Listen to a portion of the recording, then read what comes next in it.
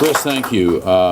Ms. Golan, it's an honor to be here with you and a store that some 50 plus years ago she and her husband actually started. And, Chris, it's an honor to be in Kel-Lac. This is a vital small business.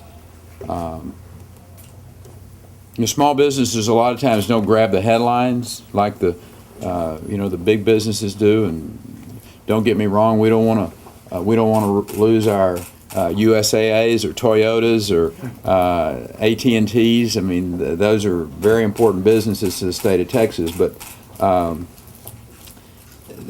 it's our small businesses that drive the real engine of our state's economy. And these small businesses, they may not grab the big headlines, but they carry big responsibilities. Whether you're supplying uniforms for our young men and women in uniform today, or whether you're providing parts and services to companies like Toyota. The work small businesses do is vital to the Lone Star State.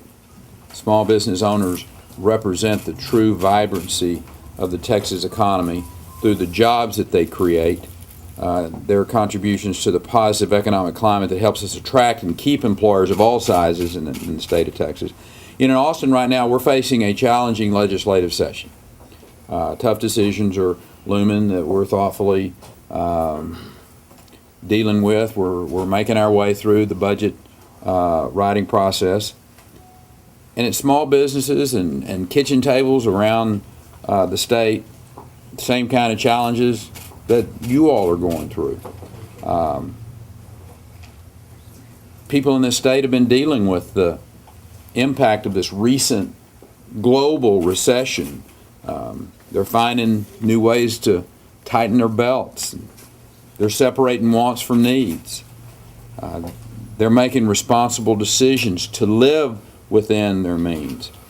And we've got an obligation as elected officials to take those same kinds of steps in Austin, making government more efficient, more streamlined, cutting spending without raising taxes. We also need to do it without raiding the rainy day fund, which would only delay some of the tough decisions that we have to make, leave us entirely unprepared to handle bigger emergencies in the future. There's no shortage of naysayers out there who say Texas has to follow our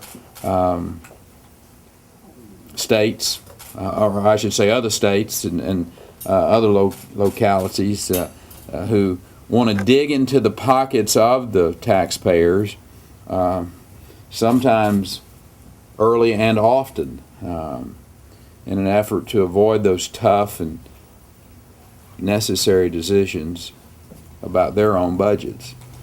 Here in Texas, we know you can't spend your way to prosperity. We know small business owners and families across the country have already given plenty throughout this recession.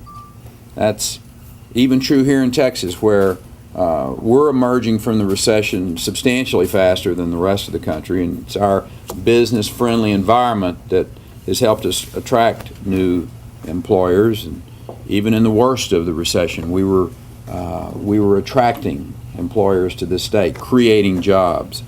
Those businesses were fleeing over-taxation, over-regulation. They were expanding or relocating to a place where they're free to succeed and create jobs. And I think we can expect more of them headed this way, as long as we remain committed to the principles that have gotten us here. And listen, this isn't just me saying this. CNBC named Texas the best state to do business just a few months back. This week, Site Selection magazine announced that Texas has won the Governor's Cup. That's for having the most new and expanded corporate facilities than any other state in the nation. Our unemployment rate has consistently been lower than the national average, with Texas employers leading the nation in job creation in 2010. Our job growth last year is nearly double that of any of the other top 10 states, those big states. And it didn't just happen by chance. This legislative session, we have to do everything possible to preserve that climate that made that growth and made that environment in the state of Texas possible. Again, the most important step is keeping our taxes low, because dollars do far more good in the hands of the private sector than it does in government. And that's the main reason I've asked the legislature to make the small business tax that we put into place last session of the legislature permanent. It was just a temporary reduction last session of the legislature. That $1 million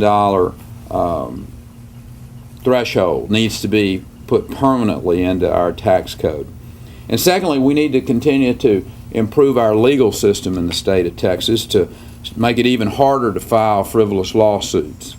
Remember in 2003 we passed the most sweeping tort reform in the nation, and I want us to take the next logical step, in my opinion, and that is to pass a system that we refer to as loser pays.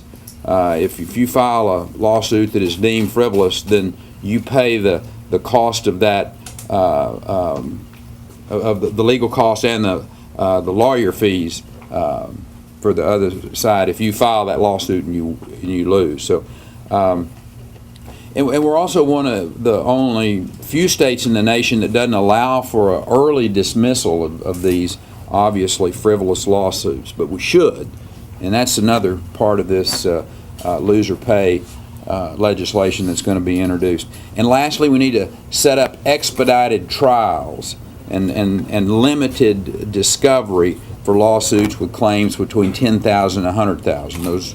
Those smaller lawsuits need to be able to be expedited through the system.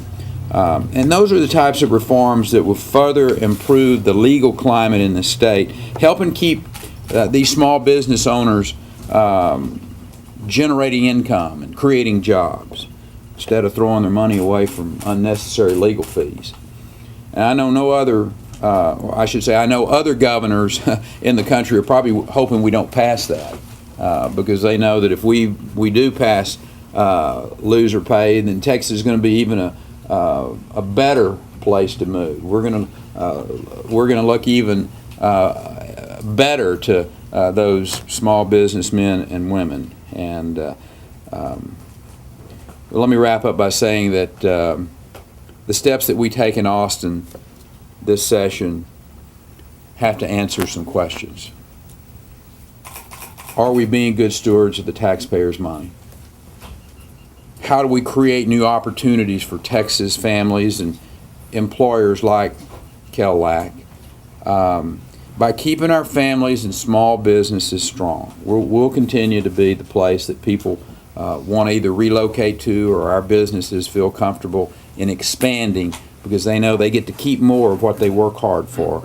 And that's really the key, and I think the most important thing that state government does. So anyway, Chris, and to your group and Ms. Golden, again, it's my great honor to get to meet you and the employees of this fine company.